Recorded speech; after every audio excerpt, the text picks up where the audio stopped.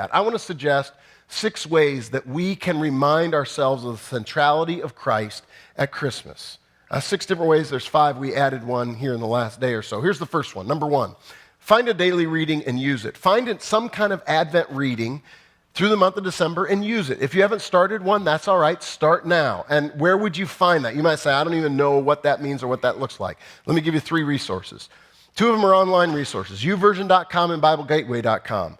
If you utilize those, you can go there and you can find different readings, and there's like 10 or 20 different options on each of these. I think YouVersion has even more.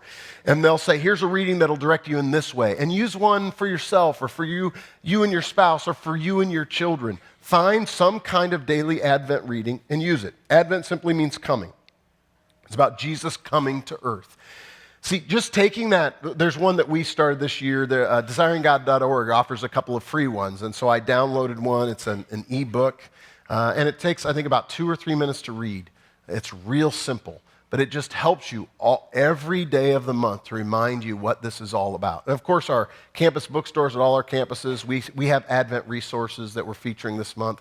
Find a way that you can read something every day that can help you focus on Christmas, because it's not their job to remind you what Christmas is all about. That's your job.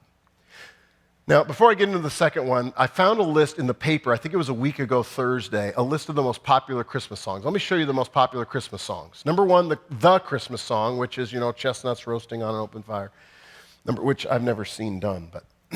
Number 2, Santa Claus is coming to town, Have Yourself a Merry Little Christmas, Winter Wonderland, White Christmas, Let It Snow, Let It Snow, Let It Snow. I love all these. Rudolph the Red-Nosed Reindeer. Number 8, Jingle Bell Rock, I'll Be Home for Christmas, Little Drummer Boy, Sleigh Ride, It's the Most Wonderful Time of the Year, Silver Bells, Rocking Around the Christmas Tree. Number 15, Feliz Navidad, Blue Christmas, Frosty the Snowman, Holly Jolly Christmas, I Saw Mommy Kissing Santa Claus, Here Comes Santa Claus. Do you know what all but one of those have in common?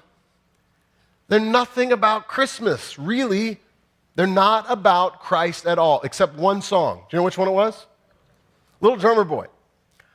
I've read the book of Matthew and Luke a lot.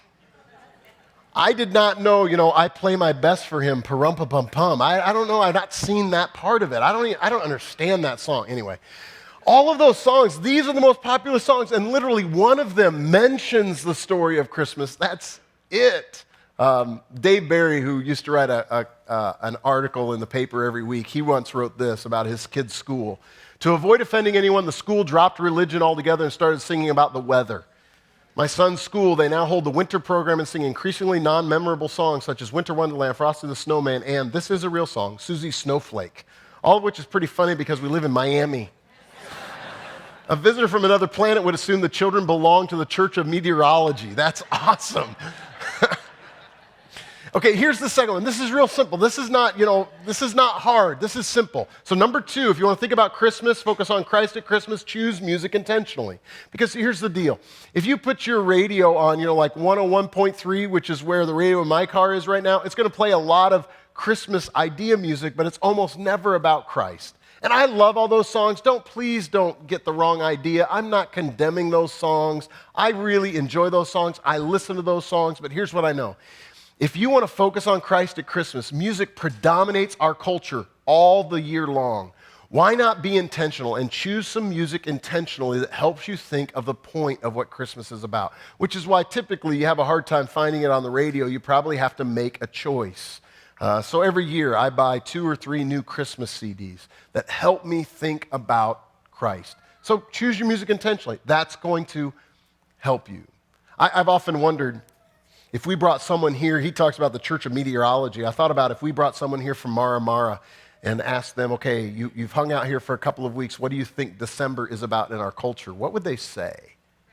Yeah, they would say it's about stuff, it's about family, it's about food. I don't think they'd say it's about Jesus. So here's the deal. All of you have some kind of traditions. Can I suggest a tradition that can help you make sure Christ is central at Christmas? Number 3, attend a Christmas Eve service. Make that part of your routine. I admit sometimes when I get frustrated about this, it's not about people that don't follow Jesus, that ignore Jesus at Christmas time. What I can get frustrated about is people that say Christ is central to them and they want Jesus to be central at Christmas, but they don't make it a priority at that moment of the year where perhaps it's most difficult, that Christmas Eve and Christmas Day. So I just want to encourage you, can you make a tradition in your house to attend a Christmas Eve service? If our times don't work for you because of other family traditions, find a good Christmas Eve service. If you're going out of town, find a good Christmas Eve service. In our lobby today, you can pick up tickets for Christmas Eve. We have services here at the Irondequoit campus at 4:30 and 6. We have them at the Greece and Webster campus at 3 o'clock. They're all the same at all three of our campuses. But attend a Christmas Eve service at that most crucial time where it's easiest, especially for children, to get distracted from what Christmas can be all about. Maybe that might be an idea for you. So the fourth one is, could you find a time in that most crucial 24 hours to simply read the Christmas story as a family? Now, I'm suggesting the timing's important. You know, when my kids were little, we used to do it before opening presents. That was terrible timing, because I think they thought I read the longest chapter in the history of the Bible. So that was dumb. But maybe for you, it's, at night, Christmas Eve before they go to sleep, or maybe it's before Christmas Day meal. Whatever it is, can you find a time that you simply read that greatest story of God coming to earth and reminding your family what this is about? And if there's no kids in the house, do the same thing. And just pray, thanking God that at this moment of history, everything began to change. Fifth one, this isn't in your notes, but I would encourage you to think about participating in Advent Conspiracy. It's a great way for you and your family to remember that Christmas is all about giving the greatest gift to the greatest need. That's Advent Conspiracy, and that's Christmas, the greatest gift for the greatest need. We're trying to raise $100,000 for needs outside the walls of our church, in our city, and around the world. That'd be a great way. And then finally, one more, very briefly. Here's the last one. Get rid of guilt and celebrate in a big way. Here's what I've discovered.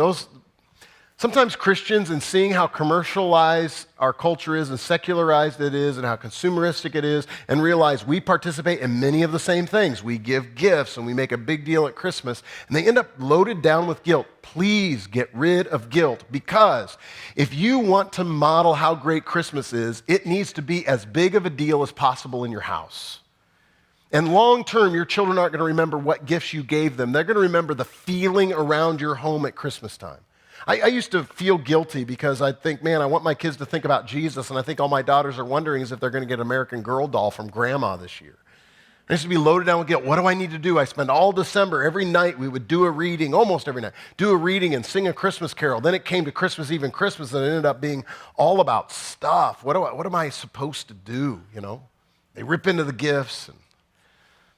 Well, I think parents should probably just get rid of that guilt and celebrate in a huge way, because you're modeling in a very simple, small way how big of a deal Christmas really is. You're illustrating the beauty of the gospel, that God came and He gave. That He gave the greatest gift for the greatest need. So please, get rid of guilt. And I realize they're not always going to tie it together. I get that. But don't overly spiritualize. Don't open a gift and say, it's a Batman. Jesus is our real superhero. Don't do that. That's just kind of weird. Don't overly spiritualize. Don't guilt them. Don't feel guilty that your son seems more excited about the new game system he got rather than going to church on Christmas Eve. Don't feel guilty about that. Give and celebrate in a huge way, because ultimately it's about God coming to earth. It's about the presence, not of gifts given, but the presence of the family together, of making a big deal that God became present here on earth. And it's really just a dim reflection of the reality of Christmas, that we were sinners and God sent a Savior, the greatest gift ever given for the greatest need that ever existed.